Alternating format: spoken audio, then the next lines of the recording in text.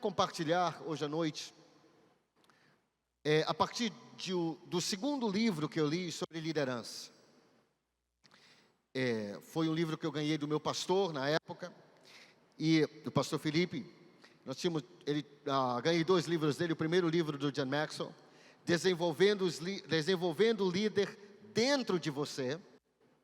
E o segundo livro, Desenvolvendo os Líderes ao Seu Redor. E é sobre isso que eu quero falar hoje à noite. É sobre isso que não somente eu quero, mas eu vou falar hoje à noite. E quando um livro é bem escrito até o seu sumário já é um esboço.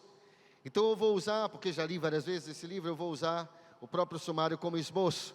E nós vamos ver alguns segredos sobre liderança. Quantos aí estão estimulados, entusiasmados para descobrirem os segredos de liderança? Amém? Glória a Deus. Você sabe que liderança é uma arte. Liderança é algo que você aprende.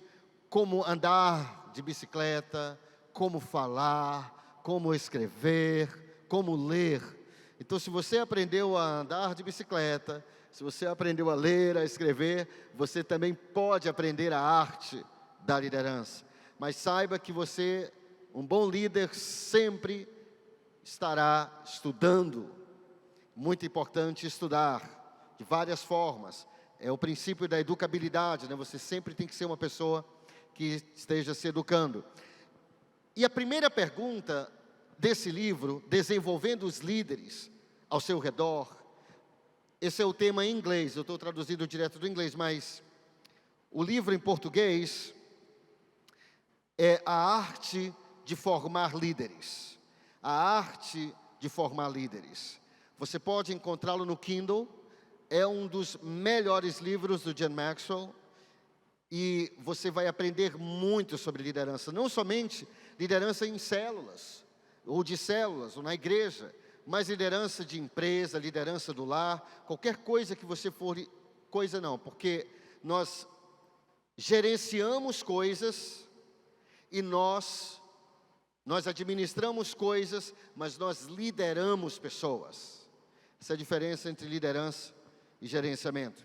Mas aqui o John Maxwell, ele levanta nesse livro a primeira e maior pergunta que todo líder deve se fazer. Qual é a primeira pergunta que você como líder, que eu como líder, qual é a primeira pergunta mais importante que nós devemos fazer para nós mesmos? A primeira pergunta é: eu estou desenvolvendo novos líderes? Eu estou desenvolvendo novos líderes? O sucesso sem um sucessor não é sucesso. Então hoje eu tenho que pensar, o pastor Lucas, ele escreveu um livro fantástico. Na verdade ele não escreveu, ele ditou esse livro. E imagine, né? Na década de 90, a esposa dele, ela datilografou, já imaginou? Datilografou esse livro. E ele diz que na visão de Deus, na obra de Deus, você vai caminhando para trás e vai colocando outros na sua frente. Ele diz que isso é muito bonito. No livro dele, Estratégias da Paz, outro livro fantástico. Eu não sei se tem digital, mas eu sei que tem físico.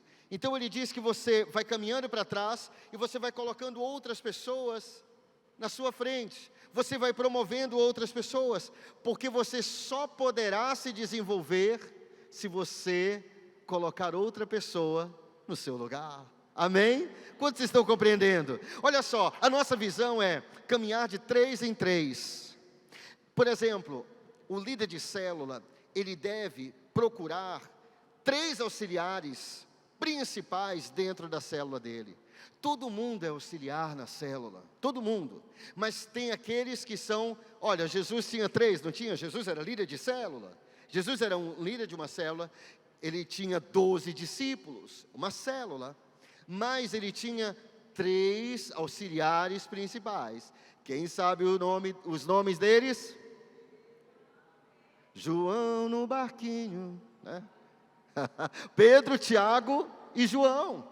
Eram os 3 auxiliares principais. Então olha só, você desenvolve esses 3 auxiliares principais, porque são eles que se tornarão os futuros líderes de célula. Então você vai sair da frente, você vai promover cada um desses auxiliares, você vai lançá-los para a liderança. E quando você fizer isso, olha só que interessante, né? Porque para você crescer no reino de Deus, você tem que promover outros. Senão você não cresce. Você fica parado. Se um líder de célula, ele só pensar na célula dele. Eu gosto tanto dessa célula. Eu sou tão apaixonado pelas pessoas dessa célula. Essa célula é tão legal. E ele se apaixonar pela posição que ele está, ele nunca vai crescer. Para ele se tornar um supervisor de setor, e nós queremos que você se torne um supervisor de setor. Você sabe por quê? Porque se você é um líder de célula e você se torna um supervisor de setor, isso significa que a igreja está crescendo. Isso significa que a obra está prosperando, porque antes era uma célula apenas, mas agora são no mínimo 3. Então, em vez de termos uma célula, agora nós temos 3. Você tem que pensar em crescer. Deus quer que você cresça, amém? Quantos querem crescer aí em nome de Jesus? Inclusive, aprendi com John Maxwell, não vou entrar muito nesse assunto, e não é o assunto desse livro, mas eu aprendi com ele. Ele disse que um dia ele estava num restaurante, e um amigo dele fez uma pergunta para a qual ele não tinha resposta. Ele perguntou assim: John, qual é o seu plano de crescimento? Ele disse: como assim meu plano de crescimento? Eu simplesmente quero crescer. Ele disse: ok, mas o crescimento não é automático, John. Então você tem que ter um plano. Qual é o seu plano de crescimento? Pergunte para essa angelical pessoa que está ao seu lado. Pergunte: qual é o seu plano de crescimento? Sabe por quê? Então o John Maxwell, ele escreveu um livro chamado As 15 Leis do Crescimento. Outro livro maravilhoso. As 15 Leis do Crescimento. E uma das leis do crescimento é o que o crescimento, eu estou falando de crescimento pessoal, o crescimento nunca é automático. O crescimento sempre é intencional, diga intencional. Ou seja, você tem que ter a clara intenção de crescer. E John Maxwell, ele ficou com aquela pergunta na cabeça dele, ecoando na cabeça dele: qual é o meu plano de crescimento? E ele descobriu que ele não tinha um plano de crescimento. Você tem um plano de crescimento? Então John Maxwell, ele fez um pequeno plano de crescimento. E por anos ele seguiu esse plano de crescimento, está nos livros dele. Eu vou sintetizar para você o plano do John Maxwell. Todos os dias lê um bom livro por 1 hora. Não, segunda-feira lê um livro, mais ou menos assim. Segunda-feira, lê um bom livro por 1 hora. Terça-feira, mais 1 hora com o mesmo livro, fazendo anotações e refletindo sobre aquelas verdades. Então, era mais ou menos assim o plano de crescimento dele. Por quê? Porque nós temos que ser intencionais. Sabe, se você é líder de célula, quantos aqui são líderes de célula? Nós não queremos que você passe até Jesus voltar. Nós não queremos que você continue sendo líder de célula. Nós queremos que você cresça. Amém? O apóstolo Paulo, ele escreve a Timóteo, e ele fala uma coisa melhor, ele escreve, né? E dizendo para Timóteo: Timóteo, que o teu progresso seja manifesto, seja conhecido de todos. Todos precisam ver o seu crescimento, como você cresceu, como você se desenvolveu. Eu quero te motivar também com essas mesmas palavras do apóstolo Paulo, que todos vejam o teu crescimento, que todos vejam o teu desenvolvimento. Amém? Que você tinha uma célula, mas agora você tem 3. Você era um líder de célula, mas você está começando esse ano talvez como um líder de célula, mas você vai pensar na pergunta mais importante que todo líder deve pensar: quem eu estou treinando para assumir o meu lugar? Porque como o pastor Lucas escreveu, você tem que caminhar para trás e promover outros. O pastor Melvin, ele era um pioneiro. Ele fundava igrejas, iniciava essas igrejas, e depois ele treinava pastores locais, então ele saía da frente. Ele não era muito de ficar pastoreando uma igreja por muito tempo. O pastor Lucas era um apóstolo, ele abria a igreja, ele era o desbravador, mas ele saía da frente e promovia outros. É assim que a visão do MDA cresce. Então você é um setor, você tem de 3 a 5 células, mas faça o alvo desse ano, você levantar outro setor, pelo menos outro setor dentro do seu setor. E você já vai sonhando em ser um supervisor de área. Não deixe o diabo te enganar e dizer assim para você: você é orgulhoso, você está apenas querendo posição. Deus quer te promover, Deus quer te elevar. Foi Deus que disse para Abraão: Abraão, de ti farei uma grande nação, engrandecerei o teu nome. Você não precisa se autopromover, mas é Deus que vai promovê-lo, é Deus que vai elevá-lo, é Deus que vai colocar você na frente, vai movê-lo para frente. Deus quer isso, Deus gosta. Eu li um livro de um grande homem de Deus, e ele disse o seguinte, que desde a criação, já ficou gravado no DNA do homem, e da mulher também, o crescimento. Todo mundo deseja crescer, isso está no nosso DNA. Você tem uma casa, mas você quer uma casa maior, melhor. Você já tem um carro, mas você quer um carro melhor. Eu não conheço ninguém que quer ganhar menos. Nunca nesses meus 47 anos e com alguns cabelos brancos, nunca ouvi ninguém dizendo para mim: pastor, sabe de uma coisa, eu estou ganhando demais. Eu acho que eu devo ter uma redução do meu salário, porque eu não me sinto bem ganhando o que eu ganho. Todo mundo quer ganhar mais, por quê?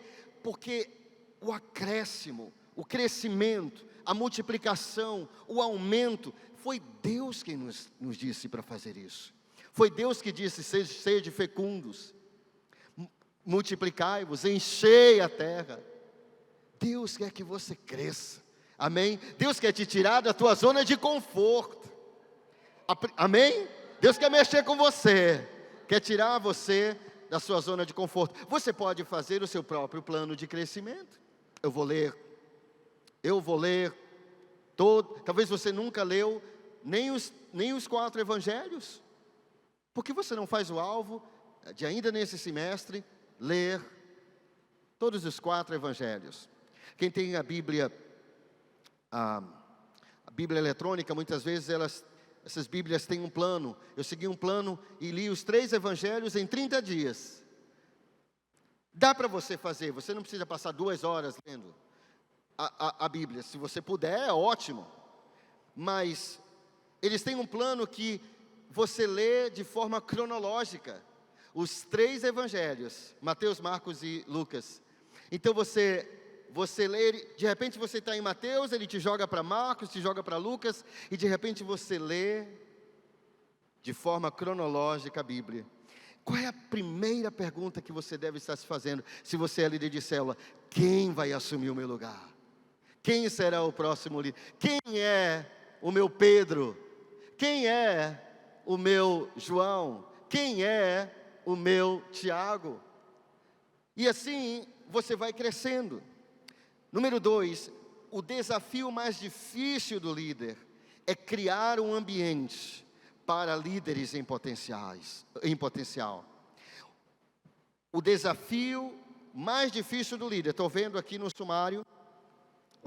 sumário do John Maxwell, que o maior desafio de um líder é criar um ambiente para líderes em potenciais. Nesse livro, John Maxwell, ele fala que ele ficou muito surpreso, porque ele tinha um amigo que ele colecionava peixe, ele vendia peixes exóticos.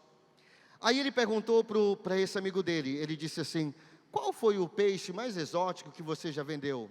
Ele disse: o peixe mais exótico que eu vendo são os tubarões. Os tubarões são peixes muito exóticos. Ele disse, por quê? Ele disse, porque se você pegar um tubarão pequeno e colocá-lo dentro de um aquário, ele só vai crescer o tamanho proporcional ao aquário. Ele disse, você está brincando? Ele disse, não, eu estou sério. Se você pegar um tubarão, e ele for filhote ainda, e você colocar no aquário, não sei se tubarão é desse tamanho, tá, gente?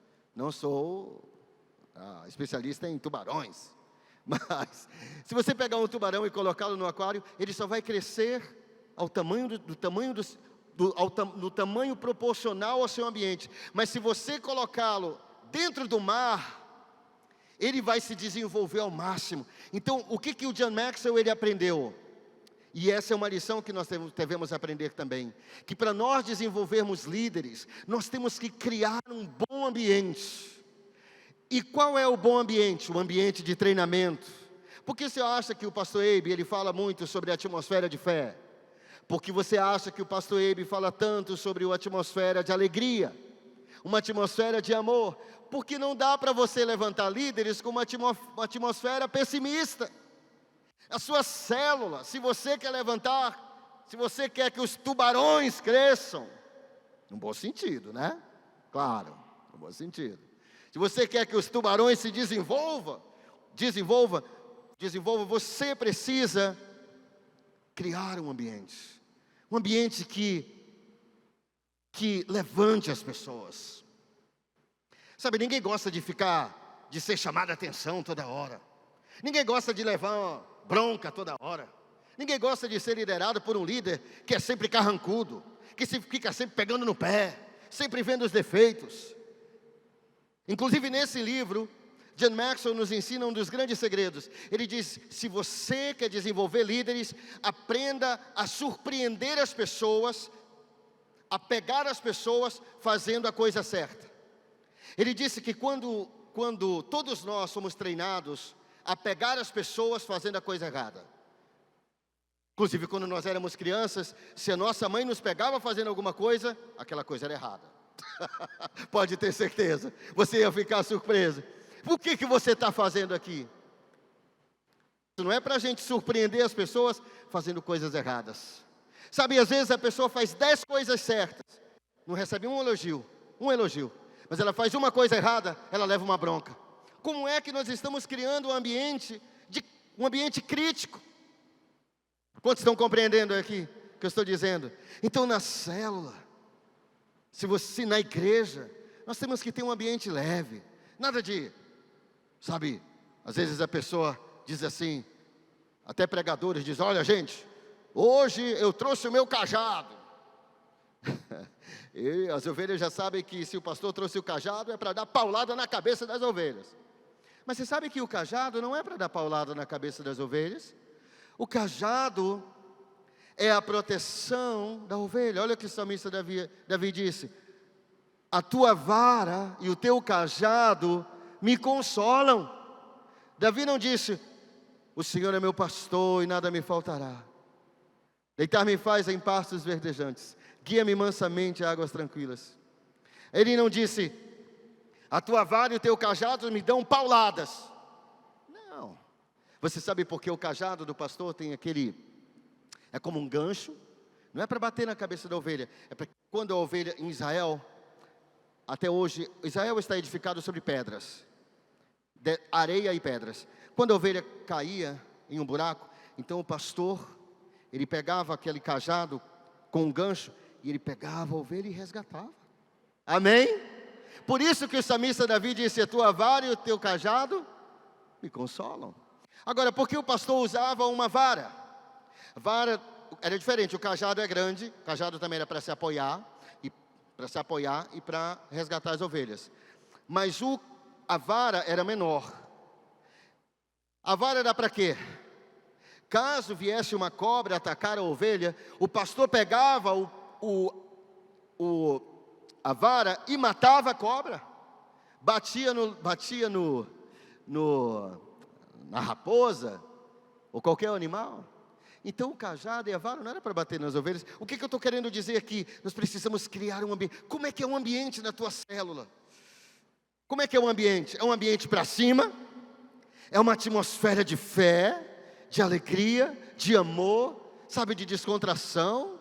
Sabe, às vezes as pessoas pensam que ser espiritual é sempre falar coisas profundas. Calma, calma, calma. Tem um anjo aqui agora, meu Deus, ele está aqui do meu lado. Estou entrando em transe agora. Gente, nem Benny Hinn, dita isso, nem Benny Hinn, por favor, nem Benny Hinn vive assim. A pessoa nunca está descontraída, a pessoa nunca está leve, é sempre uma pessoa pesada. Se você quer treinar líderes, você precisa ser uma pessoa leve. Diga para a pessoa que está ao seu lado, diga assim: se você quer treinar líderes e ter um bom ambiente na célula, você precisa ser uma pessoa leve. Esse não é o segredo só para a célula e para a igreja, não. É o segredo para casa também. Sabe, às vezes os lares, às vezes o relacionamento do casal é ruim porque eles levam tudo muito a sério. O cara saiu, foi distraído, esqueceu, era para comprar café e leite, só trouxe o leite. Quando ele chega sem o café, a mulher: você sempre esquece, não? Calma, mulher. Vai orar. Se for homem também, porque às vezes o homem é estressado. Cadê meu sapato, mulher? Vai orar, rapaz. Seja mais leve, cara. Não leve a vida tão a sério assim, não. Senão você acaba infartando e deixa a viúva nova.